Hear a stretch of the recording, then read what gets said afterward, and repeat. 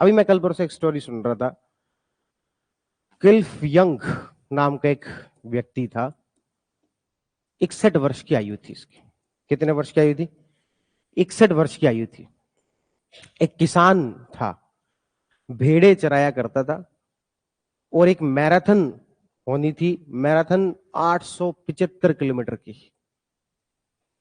कितने किलोमीटर की? 875 किलोमीटर दौड़ने की मैराथन होनी थी। 875 किलोमीटर को कैसे दौड़ सकता है? मतलब बीच बीच में थोड़ा आराम करते करते दौड़ना, फिर थोड़ा आराम कर लिया, फिर थोड़ा दौड़ लिया, फिर थोड़ा आराम कर लिया, फिर थोड़ा दौड़ लिया। इस तरीके की एक मैराथन होनी थी। तो ये व्यक्ति क्लिफ यंग जो है वो भी वहां पर पहुंच गया। ऑस्ट्रेलिया का व्यक्ति था, ये भी वहां पर पहुंच गया और इसने कहा कि क्या बड़ी बात है, मैं दौड़ लूंगा, मेरा तो रोज का काम है, मैं तो पिछले 40 वर्ष से दौड़ रहा हूँ। भेड़ों को चराता हूँ, वो इधर उधर भागती है, मैं उनके पीछे दौड़ता हूँ और ये 2-2 3-3 दिन तक चलता रहता है। बहुत सारी भेड़े मेरे पास और ऐसे मैं 40 वर्षों से दौड़ रहा हूँ। लोगों को लगा कि ऐसे मजाक कर रहा है, कोई ना थोड़ी देर दौड़ेगा उसके बाद में थक के बैठ जाएगा साइड में। लेकिन इसने जो दौड़ना शुरू किया, बहुत ही धीमा धीमा धीमा धीमा दौड़ रहा था, घसीटते घसीटते एक तरीके से चल रहा था। बाकी सारे लोग इसे बहुत आगे निकल गए और बाकी सब लोगों ने कुछ नियम पड़े हुए थे कि 18 घंटे दौड़ना है, 17-16 घंटे दौड़ना है, बाकी 7-8 घंटे सोना है, फिर सुबह उठ के वापस दौड़ना है। तो बाकी धावकों ने ऐसा ही किया, 16-17 घंटे दौड़े, इनसे तो बहुत आगे निकल गए और 6-7 घंटे सो लिए। लेकिन क्लिफ यंग जो है कि रात भर सोया ही नहीं, 24 घंटे दौड़ता ही रहा, धीरे धीरे धीरे धीरे धीरे धीरे दौड़ता ही रहा। जब वो सुबह उठे, उनको बताया कि भाई एक कोई बूढ़ा आदमी है, वो तुमसे थोड़ा ही पीछे रहा है, सुबह तक तो बहुत पीछे था, वो तुमसे थोड़ा ही पीछे रहा है और वो रात भर दौड़ रहा था। धावकों को लगा कि कोई पागल है और थोड़ी देर बाद में थक जाएगा, ऐसे कोई लगातार थोड़ी कोई दौड़ा जाता है। वो तो दूसरे दिन सुबह फिर उठ के दौड़ने लगे और शाम को वापिस 6-7 घंटे सो गए। ये तो वापिस नहीं सोया, दौड़ता ही रहा, दौड़ता ही रहा और इस तरीके से 4-5 दिन तक। और ये कोई, मैं कोई मजाक नहीं कर रहा, मजाक इन द सेंस कि कोई कोई काल्पनिक कहानी नहीं है। मैंने जब इस कहानी को सुना तो गूगल सर्च करके देखा कि वास्तविकता में भी ऐसा कुछ हुआ है क्या, और ये वास्तविकता है। तो फिर उसके बाद में देखा कि वो 4-5 दिन तक दौड़ता ही रहा, दौड़ता ही रहा और जो सेकंड विनर था उससे 10 घंटे आगे था, 50 किलोमीटर आगे था जब इसने दौड़ खत्म की और ये व्यक्ति जो जीत गया। इससे पूछा गया कि तुम कैसे जीत गए, तुम लगातार जो दौड़ ही रहे हो 24 घंटे से और तुम बीच में सोते ही नहीं हो। इसने कहा ऐसा कोई नियम भी होता है कि मुझे नियम पता नहीं एक्चुअल में, ऐसा कुछ होता है क्या, ऐसा कुछ सोना जरूरी होता है क्या? सभी धावकों ने कहा बिल्कुल ऐसा तो होता ही है, शरीर को आराम देने के लिए। उसने कहा ऐसे सब नियम तुम्हारे दिमाग की बाधाएं हैं, लिमिटेशंस ऑफ माइंड। मुझे ये सब नियम पता ही नहीं थे, इसलिए मैं तो दौड़ता रहा। और फिर जब दौड़ खत्म हुई, ये जीत गए, तो इनको कहा गया कि तुम्हें $10,000 का इनाम मिलेगा इस दौड़ को जीतने का। इन्होंने कहा अच्छा, इनाम भी था क्या?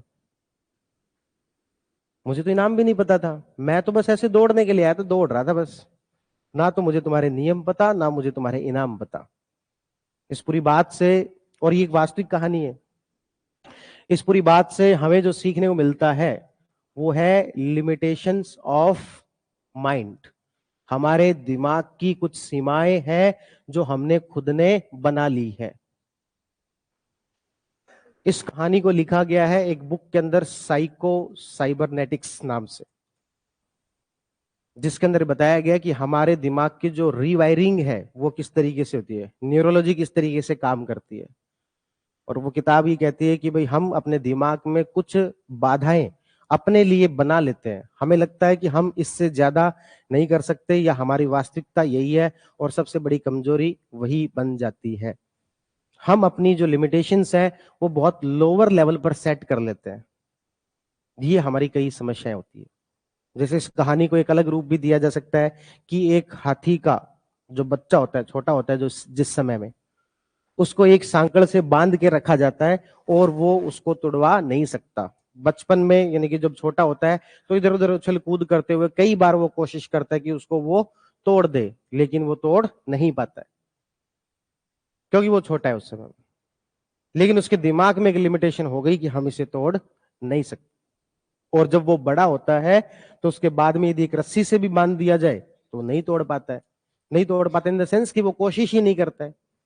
क्यों नहीं करता है? क्योंकि उसने अपने दिमाग की इतने लंबे समय से उसकी जो पेरेंटिंग हुई उसके आधार पर उसने लिमिटेशन बना ली माइंड की कि ये जो रस्सी से अपन को बांधा गया है ये शायद कोई बहुत मजबूत रस्सी है और अपने से तोड़ नहीं पाएंगे।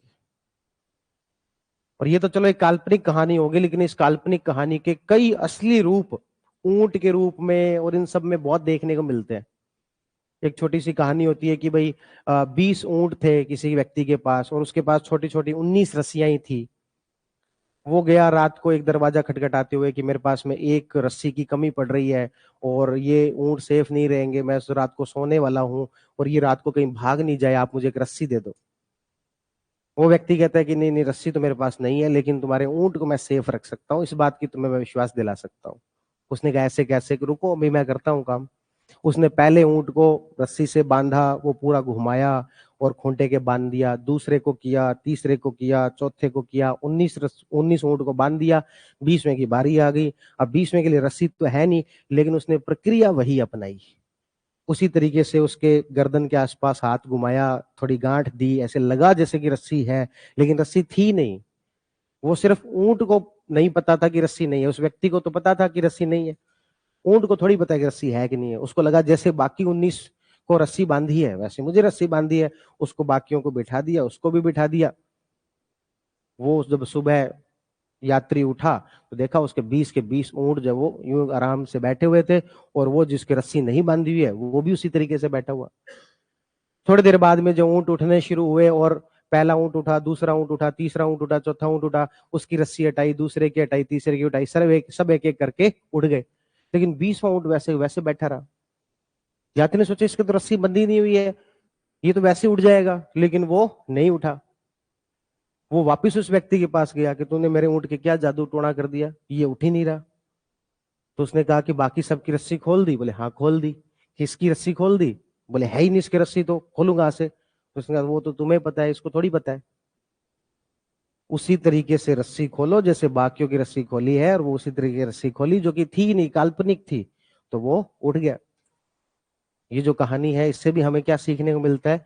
हमारे दिमाग में कुछ रस्सियां बंधी हुई हैं जो कि काल्पनिक है, जो कि हमें ये कहती है कि 3 घंटे पढ़ लिए बहुत है, इतना ही पढ़ सकते हो तुम, तो आज की पढ़ाई बहुत हो गई बस। ये सारी की सारी हमारी जो रस्सियां हैं वो सारी की सारी क्या है? काल्पनिक। वास्तविकता में आपकी जो सेल्फ इमेज है वो और ज्यादा मजबूत होनी चाहिए। पहले रैंक पर आने के बावजूद आपको और ज्यादा मार्क्स की भूख होनी चाहिए।